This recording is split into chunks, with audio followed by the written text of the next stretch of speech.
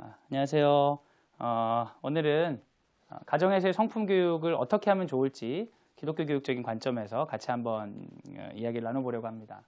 먼저 우리 사회 지향점에 관해서 좀 얘기를 해보고 싶은데요. 예전에 나왔던 모 방송 프로그램에 나왔던 설문조사입니다. 남성들에게 살면서 가장 후회되는 일들을 물어봤어요.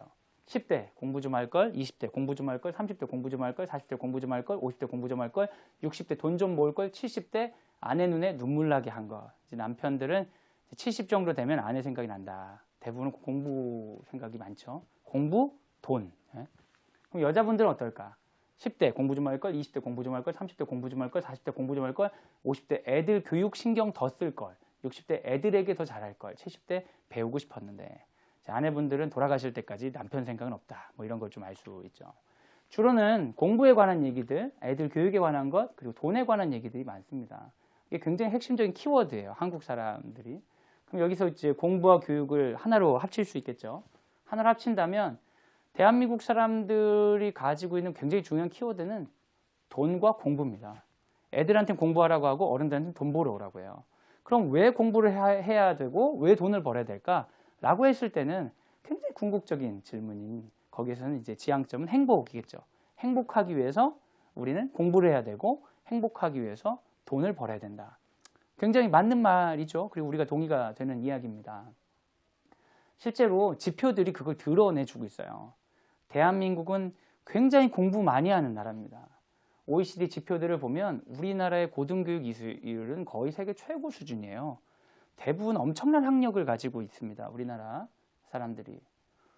뿐만 아니라 경제적으로도 한국이 굉장히 잘 삽니다. 우리나라 경제 지표를 보면 세계 한 13위 정도 한다고 할까요? 세계 13위 정도라고 하면 우리가 뭐 한 200여 개국이 있다고 하면 거의 가장 잘 사는 그룹 중에 속한다고도 할 수 있지 않을까 싶습니다.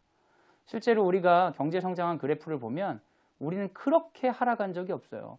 잠깐 이게 심하게 한번 꺾였죠. IMF예요, IMF. 그때 외에는 우리는 계속해서 경제적으로 굉장히 성장하고 있습니다. 지식에 대해서 아주 지적으로 많은 학습이 이루어지고 경제적으로 성장한 나라가 우리나라인 것은 분명합니다. 공부를 열심히 해서 행복해지고 돈을 많이 벌어서 행복해지기 위해서 공부도 많이 하고 돈도 많이 버는 게 우리 현실이죠.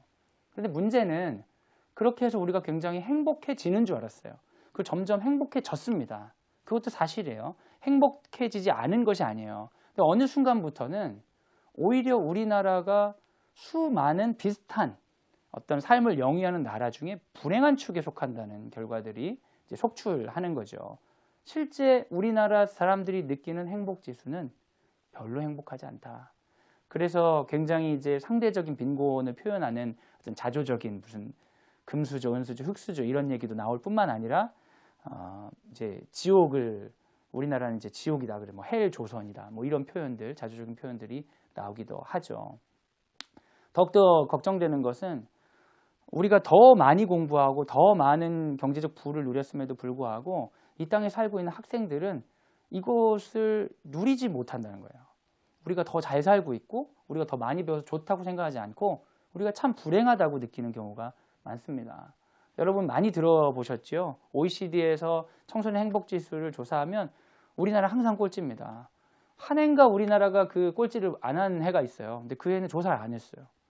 그럼 우리는 조사하면 꼴찌인 거예요. 청소년들이 사망하는 원인 1위가 자살입니다. 학교를 중도 포기하는 학생들이 연간 5만 명에서 7만 명 정도 되죠. 그래서 우리가 행복하기 위해서 공부를 열심히 하고 행복하기 위해서 그 돈을 열심히 벌었지만 정작 행복하지 않은 상황에 처해 있는 거죠. 주객전도의 상황이 아닐 수 없습니다. 그래서 우리는 이럴 때 교육에 있어서 뭔가 새로운 변화가 필요하지 않을까? 이렇게 본질로부터 비껴나간 도구 중심적인 교육으로부터 우리가 본질에 합치하기 위해서는 하나님이 기뻐하시는 교육을 해야 되지 않을까 그런 의문과 질문들을 하게 되는 것이죠. 성경에는 다양한 교육에 대한 구절이 있습니다. 제가 몇 구절 읽어 드릴 텐데요. 에베소 6장 4절 또 아비들아 너희 자녀를 노엽게 하지 말고 오직 주의 교훈과 훈계로 양육하라. 잠언 22장 6절 마땅히 행할 길을 아이에게 가르치라. 그리하면 늙어도 그것을 떠나지 아니하리라. 아이를 훈계하지 아니하려고 하지 말라. 채찍으로 그를 때릴지라도 그가 죽지 아니하리라. 여러 가지 교육들의 구절이 있는데요. 제가 보기에는 분명한 것은 주의 교훈과 훈계로 행할 길을 가르칠 의무가 우리에게 있다는 것입니다. 이 아이를 공부를 잘 시킬 의무, 이 아이가 돈을 잘 벌게 할 의무는 모르겠지만 우리가 주의 교훈과 훈계로 행할 길을 가르치는 것, 이게 하나님이 우리에게 부모에게 주신 아이를 가장 행복하게 키우는 방법이 아닌가 성경을 통해 이야기할 수 있을 것 같아요. 그럼 어떤 방법들을 써야 되나? 성경이지만 다양한 방법들을 제시하고 있죠. 어떤 구절에서는 아이를 노엽게 하지 말래요.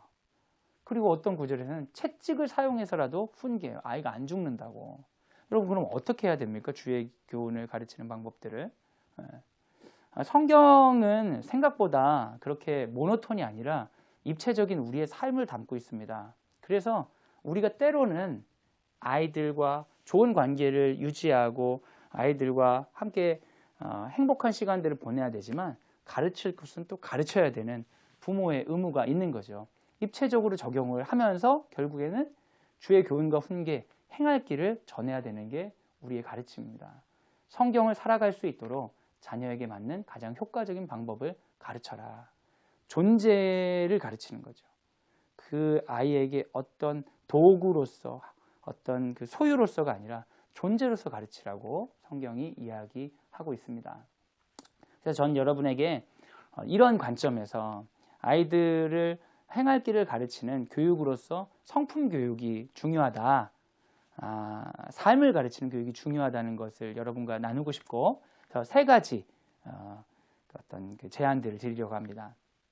첫 번째는 주의 길을 가르치기 위해서 먼저 예상하지 말고 관찰하는 게 먼저 필요합니다. 두 가지 이야기가 있어요. 여러분 잘 아는 이야기인데 뭔지 아시겠어요? 잘 안 보이시죠? 이건 이제 황새와 뱁새와 황새 이야기고 이건 미운 오리 새끼 이야기입니다. 뱁새가 황새를 보고 예상하는 거예요. 여기서 이제 중요한 거는 예상하지 말고 관찰하는데 얘는 예상하는 거예요. 내가 황새를 쫓아갈 수 있겠다. 그래서 결국은 이제 가랑이가 찢어진다. 이런 얘기죠. 미운 오리 새끼도 예상하는 거예요. 굉장히 아름다운 백조의 가능성을 품고 있지만 주변을 돌아보니까 내가 굉장히 밉다고 예상하는 거예요. 하나는 과대평가의 이야기고 하나는 과소평가의 이야기입니다. 이건 뭐예요? 자기만의 독특함이 있어요. 인간이 가지는 존재가 가지는 독특함과 상관없이 주위에 따라 예상하는 거예요. 오히려 관찰해야 되는데 예상해서 이렇게 해야 된다고 생각하니까 자기답지 못한 삶을 살게 되는 거죠. 그래서 행복하지 않은 것입니다. 여러분 돈이 행복에 큰 영향을 줍니다. 우리 돈 많이 벌면 좋습니다. 공부도 마찬가지죠. 공부 많이 하는 게 행복에 큰 영향을 줄 수 있어요.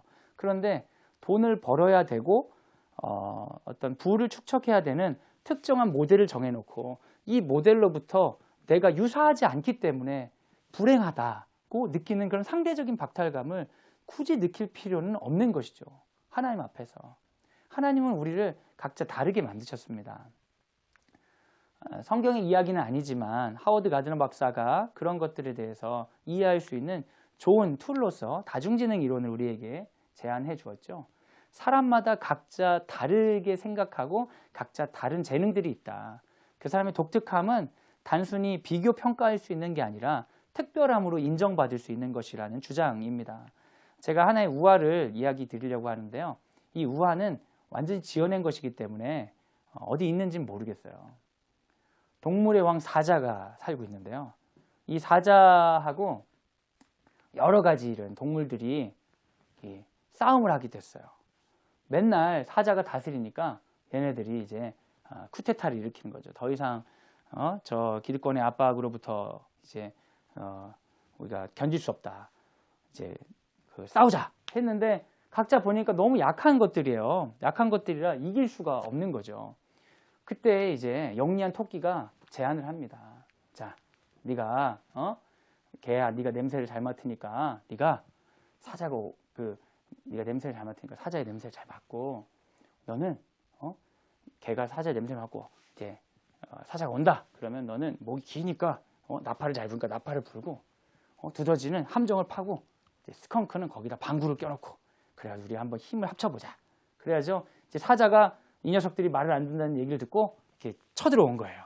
근데 각자 맡은 일을 해서 이제 사자를 이겼다는 그런 말도 안 되는 얘기를 제가 한번 상상해 봤어요. 이 이야기를 여러분에게 드리려고 하는 건 뭐냐면 실제적인 우리의 얘기를 하려고 하는 겁니다.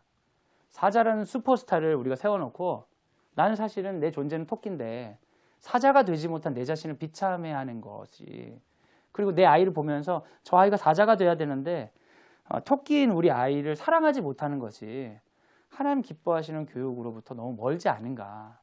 분명 그 사람은 하나님 안에서 그 사람 다움을 드러내도 된다. 그 사람으로 인하여서 하나님 하실 일이 있다. 함께 해야 되는 일들이 있다는 생각을 우리가 갖고 이런 성품교육에 접근하면 좋을 것 같습니다. 아이는 여러분이 낳았죠. 그러나 내가 낳았지만 내가 만든 것은 아닙니다. 창조자 하나님의 뜻을 겸손히 구하는 마음으로 바라보는 자세가 필요합니다. 그래서요, 아이를 보고 너무 쉽게 예상하는 것을 멈춰주시는 게 중요합니다. 예상하지 말고 관찰하시기 바랍니다. 오랫동안 하는 일이 뭐지? 좋아하는 활동이 뭐지? 어떤 부분에서 칭찬 듣고 싶어 하지? 이 아이가 결과물로 만들 수 있는 건 뭐지? 그러면서 아이의 다른 모습을 인정하는 태도를 먼저 가질 때 주의 훈계를 제대로 성품으로 가르칠 수 있을 것이라 생각이 됩니다. 두 번째는 이제 가르치려 하지 말고 보여주라입니다. 우리가 가르치는 게 익숙한데 사람들은 보는 걸 배우는 게 더 익숙하죠. 성품이 보이는 것이냐, 이런 질문을 좀 드리려고 해요. 성품학자인 이영숙 씨는 이런 얘기를 해요. 성품은 인간의 사고, 감정, 행동의 총체적인 표현으로서 보이는 것이다. 그래서 성품 교육은 보이는 것을 교육하는 것이다 라고 이야기하더라고요. 성품 좋은 사람은 뭐냐? 내면과 외부 표현의 불일치가 적은 사람, 보이는 태도와 보일 때 하는 것들이 좋은 사람. 이것은 또 위선을 얘기하는 게 아니라 내면으로부터 나온 것들이 외부로 그렇게 표현되는 걸 얘기하는 거죠. 성품 교육은, 제일 중요한 성품 교육은 지시적으로 가르치는 것도 필요하겠지만 모델을 보여주고 이해시키고 좋은 느낌을 가지도록 하며 표현으로 훈련하는 거라고 합니다. 그러니까 부모님이 좋으면, 부모님의 성품이 좋으면 잘 그렇게 드러낼 수 있는 거죠. 성품 교육의 가장 좋은 장은 가정입니다. 성품 교육은 가치 교육이고 좋은 것과 나쁜 것을 구분하여 주고 삶을 훈련시키는 것인데 그것만큼 좋은 곳이, 가정처럼 좋은 곳이 없어요. 성품 감출 수 있을까요? 교회에서 나와 집에서의 나는 같은가? 우리가 되게 성품은 공동체마다 다 다르죠. 성품은 감출 수 없습니다. 그러나 성품은 공동체마다 다 다르게 느껴질 수는 있죠. 그 내면과 외부의 불일치를 일치로 가져가면서 내 내면이 편안하게 이곳과 저곳에 당당하게 살아갈 수 있도록 한다면 좋지 않을까요? 그래서 최고의 성품 교육 방법은 그리스도 안에서 당당하고 떳떳하며 행복하게 사는 부모의 모습을 보여주는 것. 떳떳하고 당당하게 사는 부모의 모습을 많이 보면 볼수록 아이들의 성품이 저렇게 보여주며 살아야 되는구나. 이것은 위선과는 상당히 거리가 있는 것이죠. 그래서 저는 여러분에게 그 광성드림학교에 들어오면서 가운을 정해 보시라고 꼭 제안을 드립니다. 각자 사람마다 기질이 있어요. 그래서 형성된 성격이 있는데 이 기질과 성격을 가지고 어떤 우리의 삶의 태도를 보여줄 것인가, 이걸 기반으로 가운을 한번 만들어 보는 거예요. 우리 집은 우리 기질은 이렇게 다르고 성격은 이렇게 다르지만 우리가 사람들에게 어떻게 보여지고 우리가 어떻게 표현하고 어떠한 삶을 선택할 것인가. 내부에 수많은 갈등이 있고 나의 기질의 문제, 성격의 문제가 있지만 결국 우리가 선택하고자 하는 방향은 무엇인가 라는 것들을 가운으로 한번 만들어 보는 거죠. 가족의 목표입니다. 그리고 가족의 목표를 정하고 부모가 먼저 실천하면서 가르치면 아이들이 배우는 것이 참 많이 있죠. 저도 이런 얘기를 하기에는 참 부족한 부모인데 아이들과 함께 있다 보면 제가 하는 말보다 제가 하는 행동이 얼마나 많이 가르쳐지는지를 경험하게 돼요. 그래서 제가 이제 아이들이 저를 너무나 같이 사니까 너무 많이 아는 거예요. 그래서 제가 이제 말로 하는 것이 그 존재하고 다르면 엄청 공격받습니다. 실제로 배워지지가 않아요.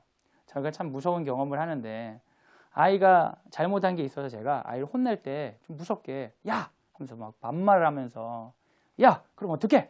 얘기를 막 하면서 제가 혼을 냈어요. 그랬더니 저희 막내가 이제 4살인데 언니가 뭐 마음에 안 드니라니까 언니 보고 야! 그렇게 하면 어떡해? 하면서 제 말투를 그대로 하더라고요. 근데 제가 그 순간 제 아내와 아들과 딸 모두 다 저를 비난할 것 같아가지고 쥐구멍으로 숨고 싶었어요. 아이들에게 정말 좋은 것들을 보여줘야 되는데 그렇지 않을 때 아이들은 그걸 그대로 배운다. 근데 반면에 우리 가족에서 좋은 것들 있잖아요. 뭐 괜찮냐고 물어봐주고 돌봐주고 먼저 집안일 같이 거들어주고 이런 것들을 보여주니까 집안 문화 그러니까 청소하겠다고 하면 우리 막내가 그냥 그렇게 그 청소기를 붙잡고 놔주질 않아요. 자기가 바닥을 닦겠다며. 우리가 의도하지 않아도 전해지는 것들 가치들이 있습니다. 일부러 하지 않아도 항상 하는 말들이 있어요. 그 말들, 그 행동들이 가르쳐집니다. 성품교육, 예수 그리스도께서 기뻐하시는 성품교육을 하기 위해서 아이를 잘 관찰하신 다음에 그 관찰을 기본으로 어떠한 목표를 그럼 우리가 세워볼까? 우리 가족은 어떻게 나아가 볼까?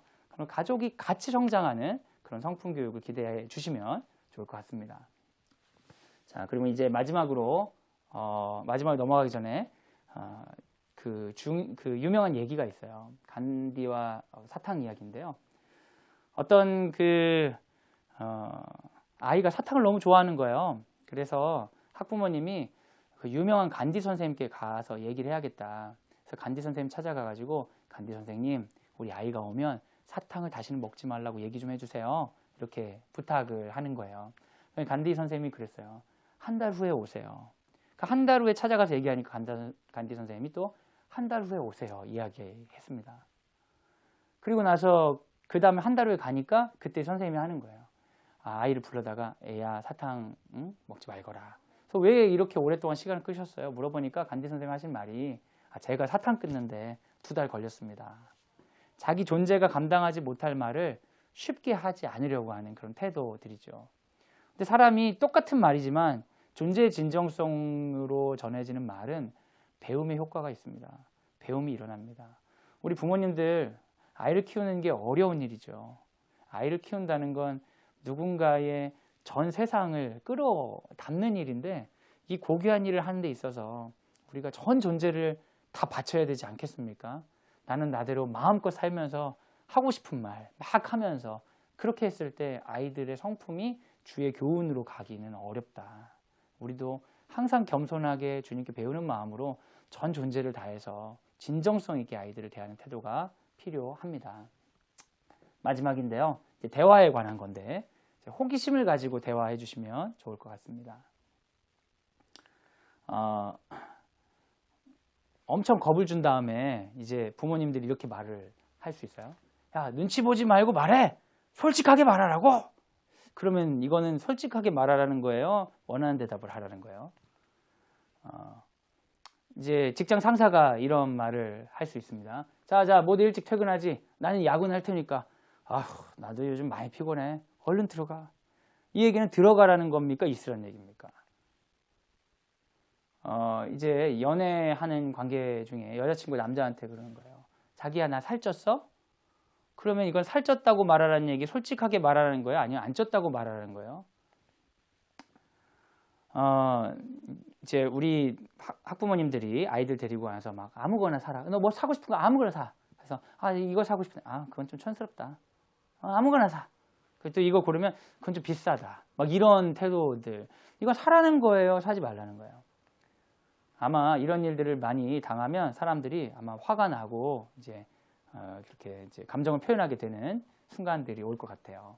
이걸 이중구속 메시지라고 합니다. 같은 말 가운데 두 가지 욕구를 그대로 드러내서 사람을 갈등하게 만드는 거예요. 이런 얘기 많이 들으면 정신병에 걸린다고 그래요. 우리 부모님들 키우면서 이중구속 많이 하지 않으세요? 우리가 아이들에게 가르쳐야 되는 건 뭡니까? 비유 맞추는 법입니까? 아니면 예의 있게 자기가 주체가 돼서 살아가는 법입니까? 대화법의 외타적 요소를 우리가 기억할 필요가 있어요. 여러 대화법이 있거든요. 비폭력 대화라든지 아이메시지를 하라는 거라든지 감정 코칭이라든지. 근데 대화법의 메타적 요소는 뭐예요? 상대방의 감정을 인정하는 거예요.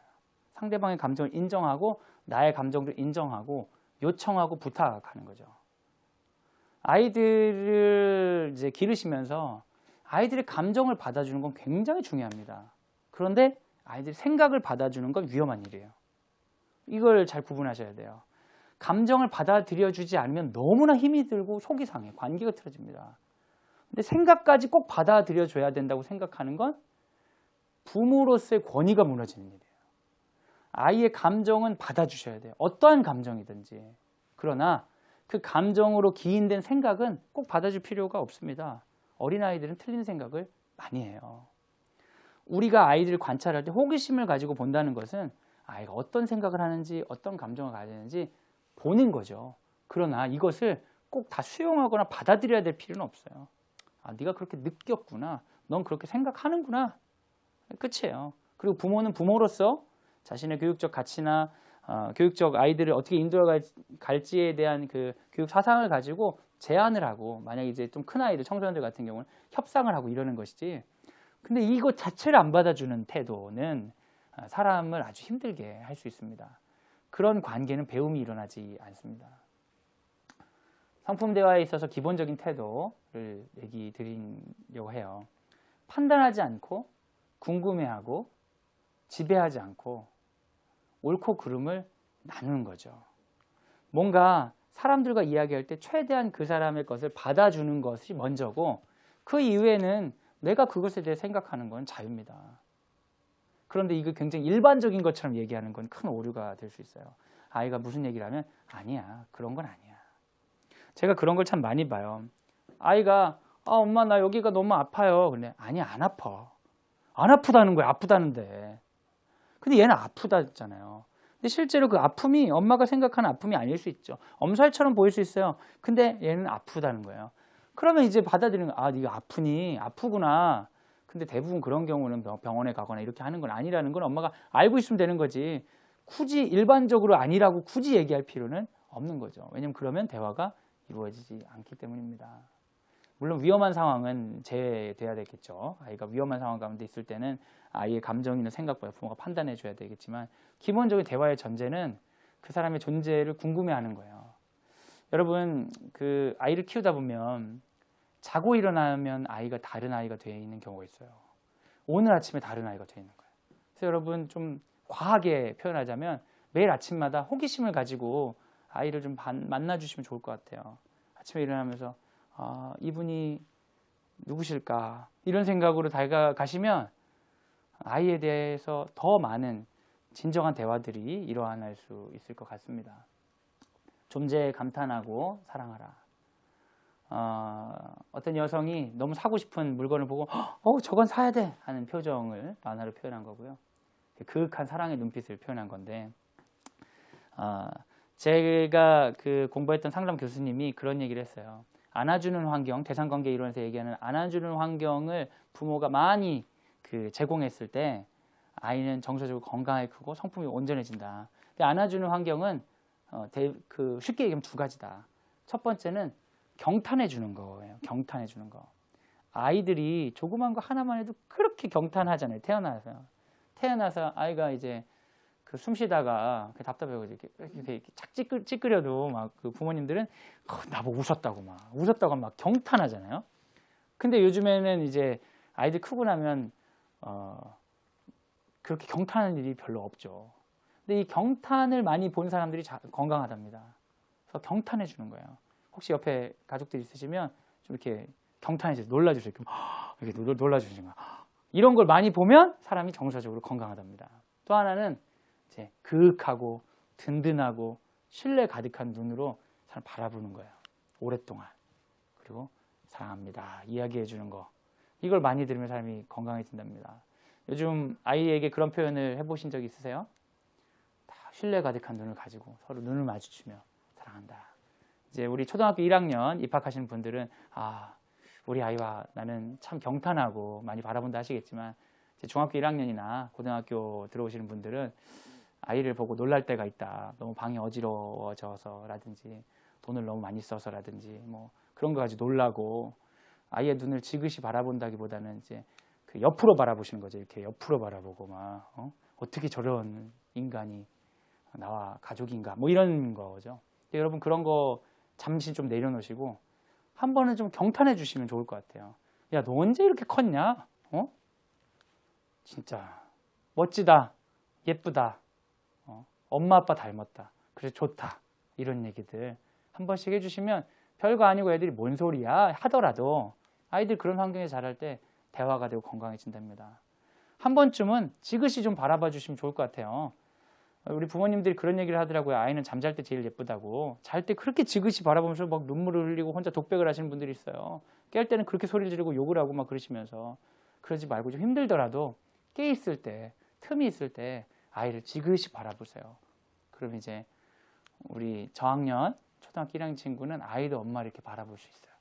그럼 이제 사랑해 이렇게 해줄 수 있겠죠? 이제 중고등학생들은 굉장히 공포를 느낄 수 있어요. 내가 뭘 어쨌다고 왜 쳐다보는 거야? 막 이럴 수 있어요. 그럴 때 그냥 네가 좋아서 이렇게 한마디 해주시면 아이들이 싫어도 기억이 납니다. 그리고 나중에 두고두고 할 말이 있습니다. 엄마 아빠가 너 청소년 사춘기 때 정말 꼴 보기 싫었는데 너를 오랫동안 바라보고 있으니까 그래도 하나님이 주신 사랑이 느껴지더라. 이런 얘기들 좀 할 수도 있고 나중에 편지를 쓸 수 있고 그러니까 여러분 스스로 그런 것들을 만드시면 아이들이 성품 좋게 자라는 데 도움이 된다고 하니까요. 가장 행복한 삶은 나답게 사는 것이고 나다운 삶의 근본은 하나님 만드신 대로 사는 것입니다. 돈을 많이 벌고 공부를 잘해도 불행한 사람이 많은 이때에 여러분 주의 교훈과 훈계로 학생들, 우리 자녀들을 가르치시기 바랍니다. 아이들을 예상해서 예단하지 마시고 관찰하고 그 관찰한 아이들과 함께 이렇게 가자 몸으로 보여주시고 순간순간 경탄하고 기뻐하고 호기심을 가지고 이 존재를 존재로서 기뻐할 때 우리 아이들은 나답게 하나님을 섬기는 삶을 기대하고 소망하게 될 것입니다. 성품을 아름답게 갖고 나다움의 품격을 높일 때 삶의 질과 행복이 상승하여 하나님 나라 이런 곳이구나. 그 나라 가고 싶다. 아직 그 나라 살지 못하는 사람들이 많구나. 그 나라를 전파하고 싶다. 그런 믿음의 소명도 자라날 것을 믿습니다. 광성드림학교 오신 여러분들을 다시 한번 환영하고요. 이때부터 다시 성품으로 하나님 기뻐하시는 성품으로 우리 가정 가운데 행복이 가득하기를 예수님의 이름으로 소원합니다. 감사합니다.